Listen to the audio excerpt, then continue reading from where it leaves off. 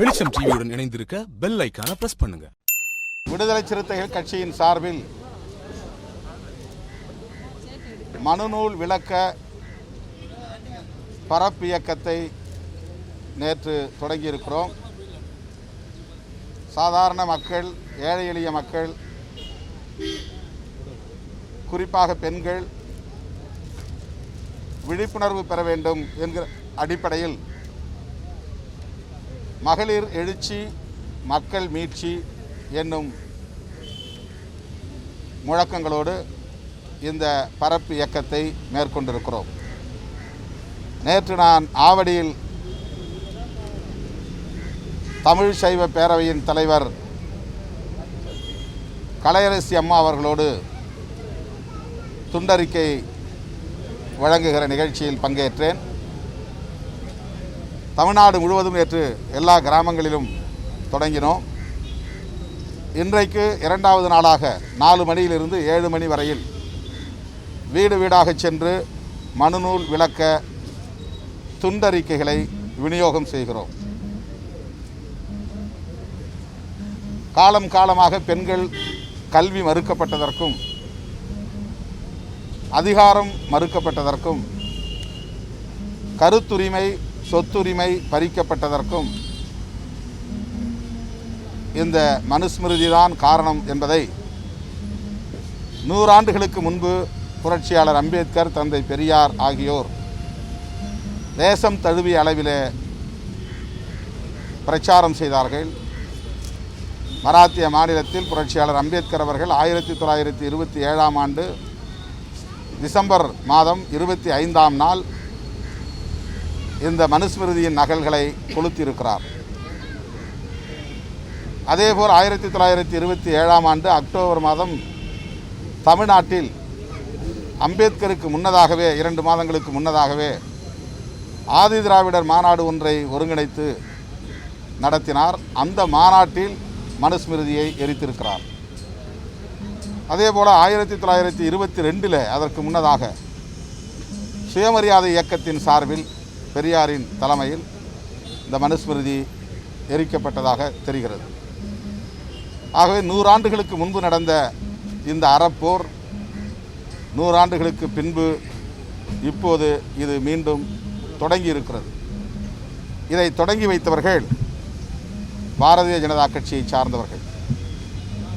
பாரதிய ஜனதா கட்சியின் அதிகாரப்பூர்வமான மாணவர் அமைப்பு ஏபிவிபி. அண்மையில் ஏபிவிபியை சார்ந்த மாணவர்கள் புதுதில்லியில் ஜேஎன்யூ என்கிற ஜவஹர்லால் நேரு யூனிவர்சிட்டியில் அந்த பல்கலைக்கழகத்தில் மனுஸ்மிருதியை அந்த மாணவர்களே கொளுத்தியிருக்கிறார்கள். இது ஆங்கில நாளேடுகளில் பதிவாகி இருக்கிறது. ஆகவே நாங்கள் எந்த ஒரு மதத்திற்கு எதிராகவும் அல்லது எந்த மதத்தை சார்ந்த பெண்களுக்கு எதிராகவும் அவதூறு பரப்பவில்லை, யாரையும் கொச்சைப்படுத்தவில்லை. தமிழ்நாட்டில் அரசியல் ஆதாயம் தேடுவதற்காகவே மத அடிப்படையில் மக்களை பிளவுபடுத்துகிற முயற்சியில் பாரதிய ஜனதா கட்சி மற்றும் அதற்கு துணை நிற்கக்கூடிய சங் பரிவார் அமைப்புகள் திட்டமிட்டு செயல்பட்டு வருகின்றன. நான் ஒரு வெபினாரிலே பேசியதற்கு திமுக பதில் சொல்ல வேண்டும் என்று அவர்கள் கேள்வி எழுப்புகிறார்கள். நான் பேசியதற்கு நான் தானே பொறுப்பாக முடியும், நான் தானே அதற்கு பொறுப்பு ஏற்க வேண்டும். நான் பேசியதற்கு நான் தானே விடை சொல்ல வேண்டும், விளக்கம் சொல்ல வேண்டும். ஆனால் அவர்களுடைய அஜெண்டா நான் அல்ல, அவருடைய இலக்கு நான் அல்ல.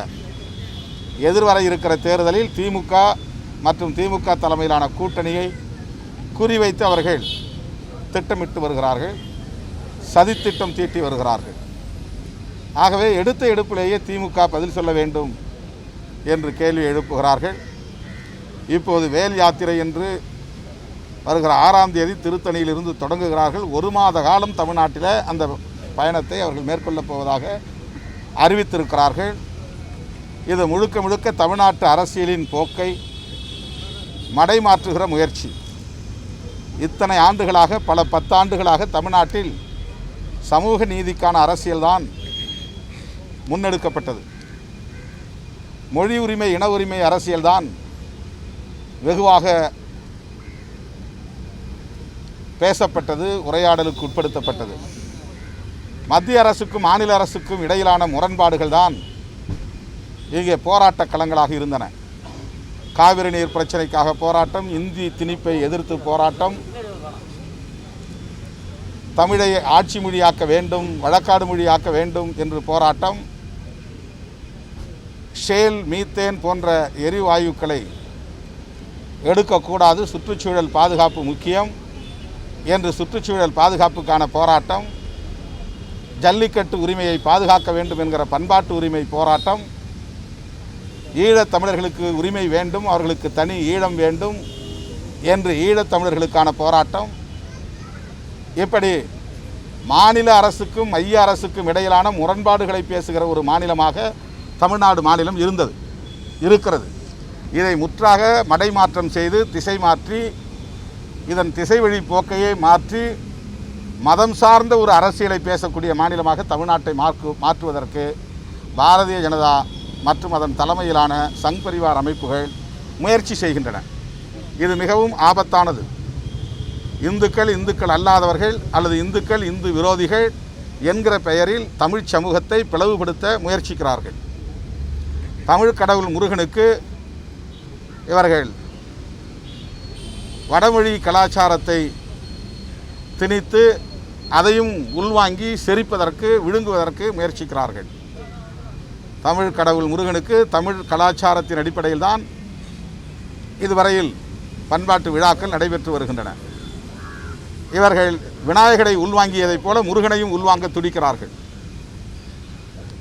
சைவம் வைணவம் என்பது தமிழ் சைவம் வேறு, தமிழ் வைணவம் வேறு. தமிழ் சைவமும் தமிழ் வைணவமும் தமிழ் மொழிக்கு முக்கியத்துவம் கொடுத்திருக்கின்றன. இந்தியாவில் சமஸ்கிருதம்தான் தேவ பாஷை, அதுதான் கடவுளுக்கு புரியும் மொழி என்றெல்லாம் சொல்லப்பட்ட காலத்திலேயே அது அழகு தமிழில் திருமாலுக்கு பாசுரம் பாடியிருக்கிறார்கள், சிவனுக்கு தேவாரம் போன்ற திருமுறைகளை பாடியிருக்கிறார்கள். பக்தி இலக்கியம் தமிழ்நாட்டில் தமிழ் அடிப்படையிலேயே வளர்ந்திருக்கிறது. எனவே தமிழ் கலாச்சாரத்துடன் கூடிய ஆன்மீகம்தான் தமிழ்நாட்டிலே நீண்ட நெடுங்காலமாக பாதுகாப்போடு இருந்திருக்கிறது. இப்போது பிஜேபி உள்ளே நுழைவதன் மூலம் ஆன்மீகத்திலும் வடவர் ஆதிக்கம், வடமொழி கலாச்சாரம், வேத கருத்துக்களின் ஆதிக்கம் நிலைநாட்டப்படும், தமிழ் கலாச்சாரம் விழுங்கப்படும். ஆகவே தமிழக அரசு, அதிமுக அரசு இந்த வேல் யாத்திரை என்கிற பெயரால் ஒரு வேத யாத்திரையை நடத்த முயற்சிக்கிறார்கள். இந்த மண்ணில் வடநாட்டு கலாச்சாரத்தை, வடநாட்டு வைணவ கலாச்சாரத்தை இங்கே திணிக்க முயற்சிக்கிறார்கள். இது ஒட்டுமொத்தத்தில் தமிழ்நாட்டில் உள்ள சைவ கலாச்சாரத்திற்கு எதிராக, தமிழ் வைணவ கலாச்சாரத்திற்கு எதிராக ஆன்மீகத்தை சீர்குலைக்கும் முயற்சி. இதை தொடக்கத்திலேயே தமிழக அரசு விழித்து கொண்டு இதை தடுக்கவில்லை என்று சொன்னால் தமிழ் மக்களுக்கு அதிமுக செய்த மிகப்பெரிய துரோகமாக முடியும். எனவே 6ஆம் தேதி நடைபெறவிருக்கிற அந்த யாத்திரை என்பது முழுக்க அரசியல் ஆதாயத்திற்காக வன்முறைக்கு வித்திடக்கூடிய வகையில் மதம் சார்ந்த வெறுப்பு அரசியலை விதைப்பதற்கு அவர்கள் முயற்சிக்கிறார்கள். தமிழை தேசிய மொழியாக்கச் சொல்லியோ ஆட்சி மொழியாக்கச் சொல்லியோ அவர்கள் போராடப் போவதில்லை. அயல் மாநிலங்களிலிருந்து தமிழ்நாட்டில் ஏராளமானவர்கள் வேலைக்கு வருகிறார்கள். அனைத்து பொதுத்துறைகளில் மட்டுமல்ல, ரயில்வே, வங்கி, ஆவடி டாங்கி தொழிற்சாலை, கல்பாக்கம், கூடங்குளம் போன்ற அணுமின் உலைகள், நெய்வேலி போன்ற பொதுத்துறைகள் என்று எல்லா களங்களிலும் இறங்கிய அவர்கள் இப்போது தமிழர்களின் வேலை வாய்ப்பை பறிக்கிற முயற்சியில் ஈடுபடுவதைப் போல இப்போது முருகனின் வேலையையும் பறிக்க முயற்சிக்கிறார்கள். இது இனிமேல் மிகப்பெரிய அளவில் தமிழர்களை பாதிக்கச் செய்யும், தமிழ் மண்ணை பாதிக்கச் செய்யும். இது வேல் யாத்திரையாக இருக்காது, வேத யாத்திரையாகத்தான் முடியும். இது அமைதியான ஒரு அரசியலை முன்னெடுத்து செல்லாது. குஜராத்திலே, உத்தரப்பிரதேசத்திலே எப்படி சாதி அடிப்படையிலே, மத அடிப்படையிலே வன்முறைக்கு வித்திட்டார்களோ அதை போல வன்முறைக்கு வித்திட திட்டம் தீட்டி வருகிறார்கள். முன்கூட்டியே எங்கள் ஊர்வலத்தில் வன்முறையை தூண்ட முயற்சிப்பார்கள் என்று சொல்லுவதே அவர்கள் தாங்கள் வன்முறைக்கு தயாராக இருக்கிறார்கள் என்பதை அறிவிக்கிறார்கள். ஏனென்றால் தமிழ்நாட்டில் காவல்துறையினரால் தேடப்படக்கூடிய அத்தனை குற்றவாளிகளும் பாரதிய ஜனதா கட்சியில் வெளிப்படையாக போய் சேருகிறார்கள். இணைப்பு விழாவுக்கு வரும்போதே காவல்துறையை கண்டு ஓட்டம் பிடிக்கிற ரவுடிகள் தான் பாரதிய ஜனதா கட்சியில் சேர்க்கப்படுகிறார்கள். ஆக காவல்துறையினரால் தேடப்படும் குற்றவாளிகளும் காலாவதியான நடிகர் நடிகைகளும் அதிகாரிகளும் அந்த கட்சியிலே வந்து நாளுக்கு நாள் குவிந்து கொண்டே இருக்கிறார்கள். அவர்களை வைத்து தமிழ்நாட்டிலே வன்முறையை தூண்டுவதற்கு முயற்சிக்கிறார்கள். அதற்கு தமிழக அரசு இடம் கொடுக்கக்கூடாது என்று நான் கேட்டுக்கொள்கிறேன். இன்றைக்கு 2வது நாளாக நாங்கள் துண்டறிக்கை விநியோகம் செய்கிறோம். அமைதியான முறையில் வீடு வீடாக சென்று துண்டறிக்கைகளை கொடுக்கிறோம்.